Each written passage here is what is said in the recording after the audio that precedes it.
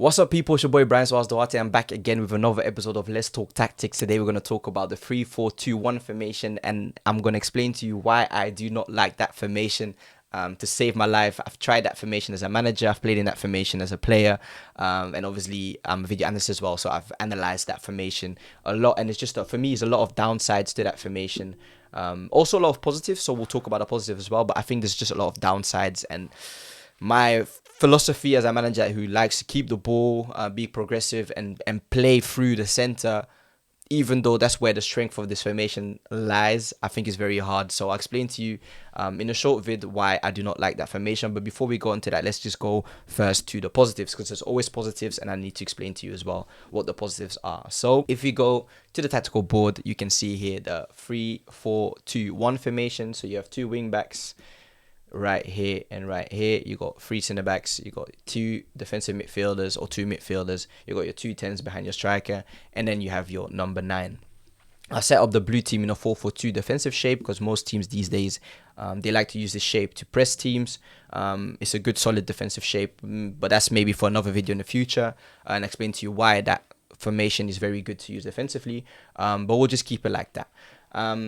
Let's go first to the upside. So one of the upsides are you can create a back five with your 3-4-3 or your 3-4-2-1. You can create a 5-4-1, which is defensively a very good formation because it's very hard because you can, you can double press on the. You have always double cover on the wing position or on the flanks.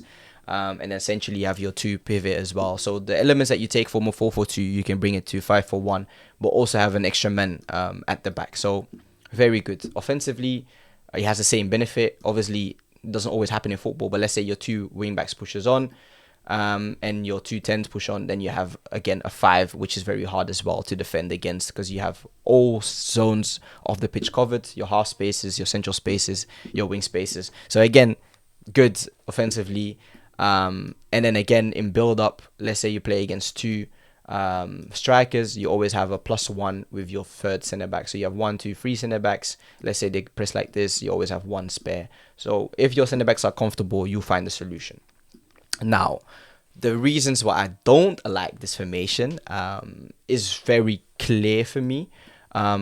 First, I'll look at the biggest issue for me in this formation is that when you play in this formation, you're looking to bypass your two DMs at all times because they have to stay fixated centrally to open up passing lanes to your wing backs, to open up passing lanes to your tens in this half space zone. They have to stay pinned here, and then obviously if they become free, sometimes you can play to them and then you're free, and then obviously you can turn and you can play forwards. But most managers these days, managers who set up their team defensively a bit smarter, they say, you know what, you play in front of the two DMs, and you're just waiting for the coaching from your two center mids to say shuffle right, shuffle left. So if they went right, you shuffle right, but they can't shuffle right because then this passing lane is closer. He has to stay here. So it's very easy to mark out the two center mids. So you're already losing one of the strengths of this formation is that boxing midfield. Because if you find your CM here is a 4 against 2 in this situation, and against teams you might play a 3 in midfield and press a little bit different, it's still against 4 against 3. But let's just say it's like this, it's 4 against 2. So that's another positive of this formation, but it's also a downside because it's very hard to reach them. So you're asking and you're relying on your center backs, to be comfortable on the ball, to find this pass into the channel, and to then obviously construct play. So you have to be very precise in your passing, you have to be comfortable under pressure, and you have to be you have to have enough vision as well to see that pass as well, because a lot of players see the pass, can't play the pass, or a lot of players can't play the pass but see the pass. So it's very hard in that back three formation. Another thing I don't like about this formation is that you're forced to play out wide because you want to close the central passing lanes as a team always.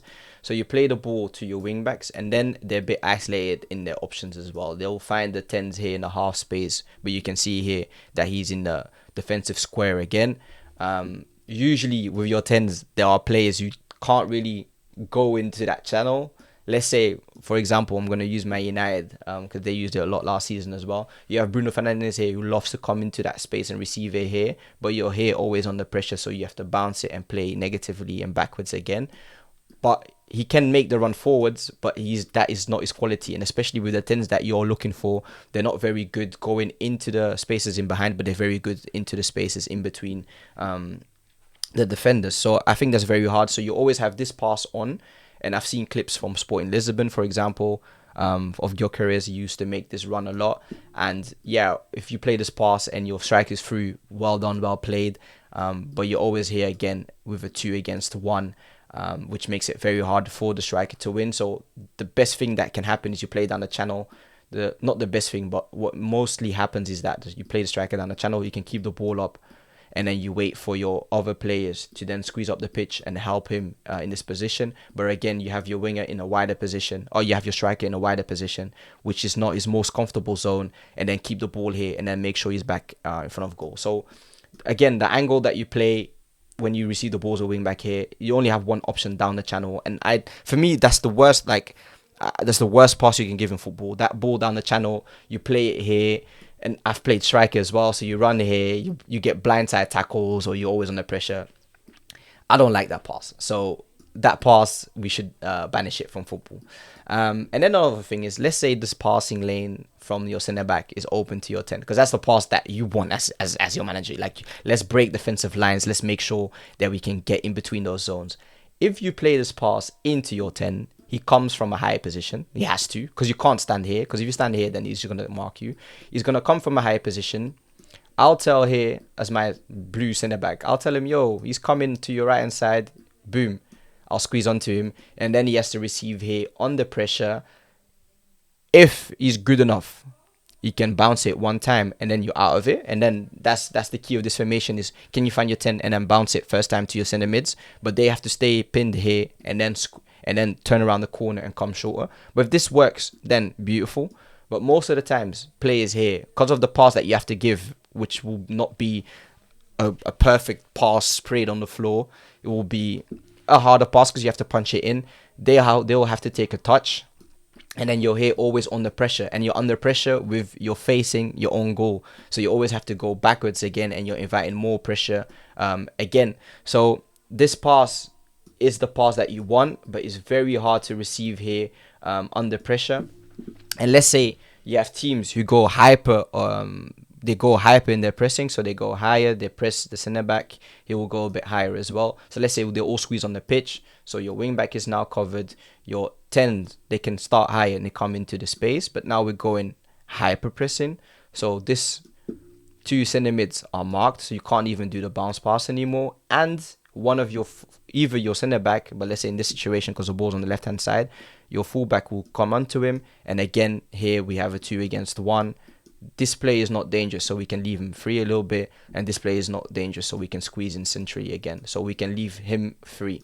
And then again, you're in a situation where if you receive the ball here, you're under intense pressure again, and again, finding that pass here, that bounce pass to your centre mid, it's going to be extremely difficult because everyone is squeezed up the pitch and marked. So that's one of the reasons why I don't like the lineup. And maybe the last thing is that obviously it depends on profile. So obviously a profile can change the way you play as a team. But what I don't like enough when teams play in that 3-4-2-1 formation is that both 10s, they tend to come into feet with only your striker stretching, which one decoy run is not going to make my defensive line drop back. And that's why I say profiles matter. If you have, let's say, he comes into feet, he has to follow. Now I make this run, but again, wide, but now I make this run. And he makes his run as well into that channel. Now you're forcing the back line of the opposition to peel off a little bit, to drop back, and then it will create space here again for maybe then that 10 to make another opposite movement and to create the ball here. But then again, you're asking for a harder pass. But I think that's the key to this formation, is the opposite moves and the profiles that you use. So I think the perfect balance for 3-4-2-1 is that you use a 10 in that position, and then you use a winger in that position. A winger that's comfortable coming into feet, but that can always stretch the pitch along with your striker. So you're not asking your striker to only make these runs the whole time, so that maybe he makes a run into the channel, they can find him, but he's already here in the central zone to be dangerous. but asking your 9 to only make these runs all the time, first is going to tire him out, because he has to do a lot of running, a lot of sprints, and at the same time he's not going to get the ball that often. But if he can make that run and he can make that run, let's push them back a little bit, and then maybe he can come across. Obviously he's gonna mess up your balance a little bit, but then he can come across into that half space turn, and then you got players in front of you that you can target. But yeah, the downsides for me are too big. The two centre mids always pinned, always isolated, always fixated in that position. As a wing back, you have limited options, and as a wing back, it's very hard because you need a wing back that is solid defensively and that is good offensively. So let's say like Denzel Dumfries, he's good offensively, but he's more of a pace and power player. Let's bomb forward, and he's not a 1v1 techie player that's gonna take a man out. So again, you have to play him down the channel. And if you have a technical, very good player 1v1, he's gonna be bad defensively, and then you have another ISO there. So this system is a bit too complicated for me. I get it when it works. It's beautiful to see that boxing midfield. You create an overload wide, you create an overload centrally, you can create an overload in your offensive line. But for me, there's too many downsides, and you're asking your centre backs to be the most comfortable, precise passers in the team, because they have to find a pass from centre back position to your number 10 position. They have to be able to turn under pressure, or they have to be able to find time and space to come into those zones. But then it's too much. So yeah, it's too complicated. So yeah, make sure, if you like this video, make sure you smash a like, make sure you leave a comment. You tell me what you think about this formation. I've told you my positive sides and downsides, but tell me as well what you've seen. Maybe there's something else that I've missed. And yeah, tell me about teams who are very successful with this formation on the long term, because I think it can work for a season. But some teams will figure it out. And I think these days, a lot of teams figured out this formation. And I think with an easy 4-4-2 mid-block, you can stop this formation. So yeah, just let me know.